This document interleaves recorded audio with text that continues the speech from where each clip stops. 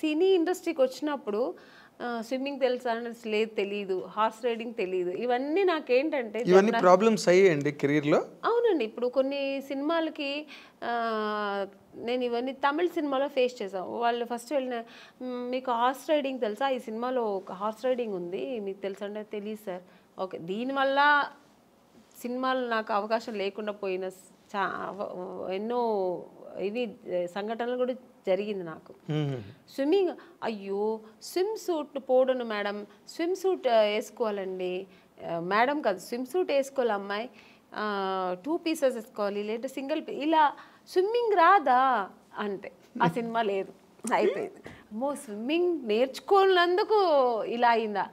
పైగా ఇంకొక ఎక్స్పీరియన్స్ ఏంటంటే కొన్ని విషయాలు కొంతమంది నాకు ఫ్రెండ్ సర్కిల్లో స్విమ్ తెలియకుండా నా ఫ్రెండ్ సర్కిల్ చాలామంది చనిపోయాడు. ఎక్కడో ఇప్పుడు వెళ్తారు ఒక టెంపుల్కు లేదంటే ఎక్కడో ఎక్స్కర్షన్ వెళ్ళినప్పుడు ఆ వాటర్లో పడి స్విమ్ తెలియకుండా చనిపోవడం, ఇవన్నీ నేను కొన్ని చూశాను అన్నమాట. అప్పుడు నాకు ఒక భయం వచ్చింది, మనం నేర్చుకుంటే బాగుంటుంది, ఇవన్నీ జనరల్గా ఇవన్నీ నేర్చుకుంటే మనకు మంచిది కదా అని. అప్పుడు నేను మా బ్రదర్ వాడే నేర్చుకున్నాడు. మీ పేరెంట్స్ ఆలోచన అది కాదు, ఆలోచన లేదు. చదువుకున్నంత కాలం చదువుకోవడం, తర్వాత మ్యారేజ్ చేసుకోవడం అంతే. ఇందులో స్విమ్మింగ్లు కత్తి ఫైటింగ్లు గుర్రాలు వాళ్ళ ప్లానింగ్ లో లేదు. మా నాన్నగారికి లేడీస్ అంటే ఇలాగే ఉండాలి, అయిపోయిందా పెళ్ళి అయిపోయి సెటిల్ అయిపో, పిల్లలు కనుక్కొని ఒక ఫ్యామిలీ హోమ్లీగా ఉండాలి. మా అమ్మగారు అంతే, మా నాన్నగారు ఏం చెప్తే అదే మా అమ్మగారికి ఎక్స్ట్రా నాలెడ్జ్ ఏమి ఉండదు, ఓల్డ్ టైమర్స్ అలాగే ఉండాలి. అందుకని నాకేంటంటే నేను నేర్చుకోలేదు, మా సిస్టర్ నేర్చుకో, మా బ్రదర్ అయితే వాడే అన్నీ వాడికి చెప్పాను ఓవర్ టాలెంట్, వాడు వెళ్ళి వాడికి ఏదైనా నేర్చుకుంటే వాడే వెళ్ళి చేసేవాడు. వాడు మగపిల్ల వాళ్ళు ఏం అనేవారు కాదు మా ఇంట్లో, నేర్చుకున్నా ఓకే నన్ను వెళ్తావా వెళ్ళి నేర్చుకునేవారు. మా సిస్టర్కి నేను నేర్పించా, మా ఇద్దరు సిస్టర్కి జిమ్నాస్టిక్స్, నాకేమేమి ఇష్టమో వాళ్ళ మీద చెయ్యండి అని చెప్పి నేను వాళ్ళని ఫోర్స్ చేసేదాన్ని. వాళ్ళు మార్నింగ్ పొద్దున మా స్విమ్మింగ్, మా అక్క పొద్దున్న 5 o'clock స్విమ్మింగ్ ఏందక్క నాకు తెలియ, వెళ్ళు నేను డబ్బులు కట్టేసాను వెళ్ళు స్విమ్మింగ్. ఈరోజు వాళ్ళకి ఎంత అంత హ్యాపీ. మరి వాటి వల్ల వాళ్ళకి ఏమైనా ఉపయోగం జరిగిందండి? అవునండి. ఇప్పుడు ఒక స్విమ్మింగ్ తెలుసా అంటే సినిమా కెరీర్ లేదండి, సినిమా కోసం అన్న అవసరం. ఇప్పుడు స్విమ్మింగ్ సినిమాకనే కాదు కదండి, ఒక ప్లేస్కి వెళ్తాము అందరూ స్విమ్ చేస్తారంటే దాంట్లో మనం వెళ్ళి నాకు స్విమ్ తెలుసు అంటే ఎంత గర్వంగా ఉంటుంది కదా. అంటే సినిమా ఇష్టం కాబట్టి దాన్ని ఎక్కువ ఎంకరేజ్ చేశారు. జిమ్నాస్టిక్, మా సిస్టర్కి జిమ్నాస్టిక్, పియానో, మ్యూజిక్ అవగాహన ఉండాలి, ఇవన్నీ తెలియాలి వాళ్ళకి, జనరల్ నాలెడ్జ్ ఇవన్నీ తెలియాలని నేను అవన్నీ వాళ్ళకి నేర్పించి పంపించేదాన్ని.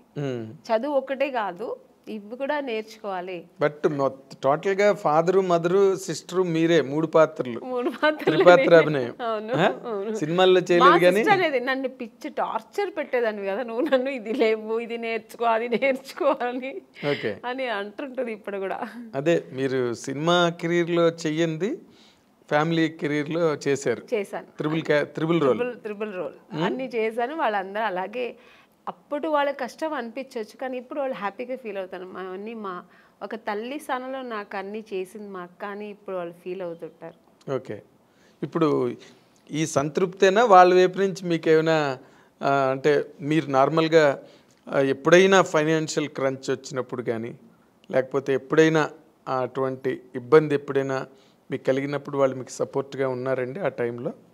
సపోర్ట్ అంటే నాకు దేవుడు ఒక పరిస్థితి ఇవ్వలేదండి భగవంతుడు నాకు. బట్ అలాంటి పరిస్థితి చేస్తారండి, అలాంటి పిల్లలే వాళ్ళు, మా సిస్టర్స్ కానీ మా బ్రదర్ కానీ నాకు ఎప్పుడు బ్యాక్ ఉంటారు. నేను ఉన్నాను కదా నీకెందుకు ఏమైనా అయితే నేను చూసుకుంటా అన్నట్టుగా మా బ్రదర్ కానీ ఇప్పుడు మా బ్రదర్ ఇప్పుడు ఏముంటాను, ఎందుకంటే నాకు కొంచెం లేట్గా పిల్లలు అయ్యారు, చిన్న పిల్లలు ఇప్పుడు నాకు ఎప్పుడైనా హెల్త్ ఇష్యూస్ వస్తే కూడా నేను వాటితో షేర్ చేస్తుంటా, ఏందరో నాకు భయంగా ఉంది ఇలాగా అలాగా, ఫ్లైట్లో వెళ్తుంటే ఏదో సౌండ్స్ వస్తుంది నాకు భయం వస్తుంది అంటూ చాలు, ఏం భయపడవద్దు, నేను దేవుడి దగ్గర ప్రార్థన చేస్తాను, ప్రేయర్ చేస్తాను, నా ఆయుష్ కూడా నీకు ఇవ్వాలనుకుంటా. ఎందుకంటే వాడి పిల్లలు వాళ్ళు తొందర పెళ్ళైపోయి వాళ్ళ పిల్లలతో పెద్దవాళ్ళు అయిపోయి సెటిల్ అయిపోయారు. సో వాళ్ళందరినీ సెటిల్ చేసే తర్వాత అంటే మ్యారేజ్ చేసుకున్నా నాకు పిల్లలు లేట్గా అయ్యారు అన్నమాట. సో అందుకని సో అంతా ఒక మంచి మనసు, మా బ్రదర్ కానీ మా సిస్టర్స్ కానీ వాళ్ళందరూ, మా సిస్టర్ నేనున్నాను కదక్క నువ్వు ఎందుకు బాధపడతావు, నేను చూసుకుంటాను నీ పిల్లల్ని అంటారు. ఓకే. So nice. అదే మీరు మీ పిల్లల్ని కూడా లాస్ట్ టైం ఎప్పుడు మనం అనుకున్నప్పుడు కూడా పిల్లలు ఎగ్జామ్స్ అవుతున్నాయండి అయిన తర్వాత నేను వస్తాను చెప్పాను. I remember. అంటే అంత కనెక్టెడ్గా సినిమా కెరీర్లో ఉండడం కష్టం నార్మల్గా అయితే. అవును. బట్ నేను అనుకున్నప్పుడు అనమాట మీరు బాగా మంచి హోమ్ బర్డ్ మీరని. అవును. మొన్న ఎప్పుడు కూడా రోజా గారు దేనికి ఫోన్ చేశారు, అంటే ఏదో ఒక విషయాన్ని ఫోన్ చేసినప్పుడు ఏం చేస్తున్నా అమ్మని అంటే ఇప్పుడే స్కూల్కి వెళ్ళొచ్చాను పిల్లలు అంటే 100% హౌస్ వైఫ్ అనమాట. అవును. అంటే తను మంచి వీరవనిత కదా మన రోజా. అయ్యో అసలు అంత నా వల్ల అయితే కాదండి అలాగా, అంత డేర్ అండ్ డాష్. ఒక ఇండస్ట్రీలో ఒక ఎంత మంచి ఆర్టిస్ట్ అంత మంచి పొలిటీషియన్ కూడా తను.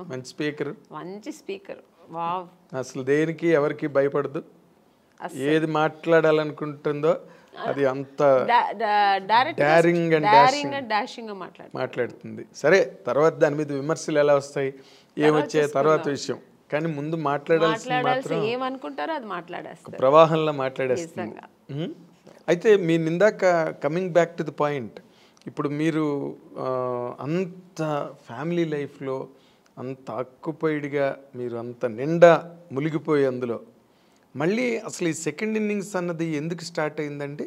అంటే ఫర్ వాంట్ ఆఫ్ ఎర్నింగ్స్ కాదండి. యాక్చువల్గా నాకు సినిమా ఇండస్ట్రీ చాలా ఇష్టపడి వచ్చాను. అవును, ఇంట్లో అందరితో చేసి నేను అయితే హీరోయిన్ అయితే లేకపోతే చనిపోతానన్న ఆ లెవెల్కి వెళ్ళాను నేను అనమాట అప్పట్లోనే. సో అంత ప్రతిఘటన ఎందుకు వచ్చిందండి నాకు? ఏంటి హీరోయిన్ కాకపోతే నేను చనిపోతాను అన్నంత? అంతే. ఫస్ట్ వచ్చి నేను అవ్వాలనేది ఫస్ట్ వచ్చి ఇష్టం అండి, ప్యాషన్. చిన్నప్పటి నుంచి నాకు ఊహ తెలిసినప్పటి నుంచి నేను సినిమాలో చేయాలి నేను ఒక ఆర్టిస్ట్ అవ్వాలి, హీరోయిన్ అవుతానా లేదా ఆర్టిస్ట్ అవ్వాలి. తర్వాత ఒక ఏజ్ వచ్చినప్పుడు నేను హీరోయిన్స్ అంతా రాధా గారు, శ్రీదేవి గారు, జయప్రద గారు, జయసుధ గారు వాళ్ళ సినిమాలను చూసేవాళ్ళు కదా. విజయశాంతి గారు ఆ ఫైట్, ఆ ప్రతిఘటన సినిమా అంతా చూసినప్పుడు నేను కూడా ఇలా చేయాలి, ఆ రోల్ మోడల్ వీళ్ళందరూ నాకు సో ఇలా నేను చేయాలి, హీరోయిన్గానే చేయాలి, హీరోయిన్ అయితేనే ఇవన్నీ చేయగలుగుతాం. సో అక్కడి నుంచి అది స్టార్ట్ అయింది. ఇండస్ట్రీకి వచ్చి ట్రై చేసినప్పుడు ఫెయిల్యూర్ వెళ్ళినప్పుడు మనం ఏమనుకుంటాం, మేము అందంగా ఉన్నాము, మాకు అన్నీ తెలుసు, వెళ్ళిన వెంటనే రామ్మ నువ్వు ఈ సినిమాలో నువ్వే హీరోయిన్ అని రెడ్ కార్పెట్ వేసి వెంటనే ఇచ్చేస్తారా అనే ఒక ఊహలో వస్తాం. నేనే కదా, అందరూ వచ్చేవాళ్ళు అలాగే వస్తారు. సో ఒక డ్రీమ్తో వచ్చినప్పుడు ఇక్కడ వచ్చిన తర్వాత ఇప్పుడు ఒక మౌంటైన్ ఉందండి, అది దూరం నుంచి చూస్తే అది చాలా అందంగా ఉంటుంది. దగ్గర వెళ్ళిన తర్వాత ఎన్ని రాళ్ళు ఉన్నాయి, ఎన్ని ముళ్ళు ఉంటాయి, దాన్ని అక్కడ ఎక్కడానికి ఎంత కష్టం ఉంటుంది అనేది తర్వాత తెలుస్తుంది.